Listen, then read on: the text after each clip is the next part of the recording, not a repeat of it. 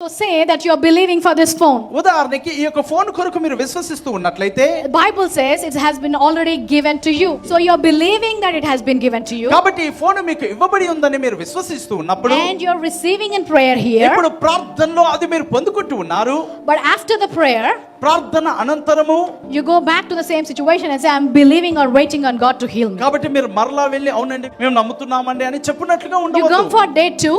మరి రెండో దినమునకు You వస్తున్నారు. say, I believe and I receive. అయ్యో నేను విశ్వాసం ఉంచి నేను పొందుకొని ఉన్నానని And చెప్తున్నారు. again you go back and say, oh my God, this leg is still hurting. I'm dying out of this pain. మరలా బయటికి వెళ్ళి అబ్బాయి కాలు బాగా నొప్పి పెడుతుంది నేను ఇంకా బాధపడుతూ ఉన్నానని మీరు చెప్తూ You ఉంటారు. come to day 3 of prayer. మూడో దినము ప్రార్థనలోనికి మీరు You say, I వస్తున్నారు. believe, I receive.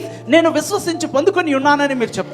And after the prayer, you keep it there and go back to the same ప్రార్థన situation. అనంతరము మళ్ళా అదే పరిస్థితిలోనికి మీరు వెళ్తూ ఉన్నారు. That is not believing and receiving. విశ్వసించి పొందుకోవడం అంటే అది కాదండి. You believe, మీరు విశ్వాసం ఉంచండి, receive it, మీరు పొందుకొనండి, you got your healing, మీ యొక్క స్వస్థతను మీరు పొందుకొని and ఉన్నారు. you feel the pain.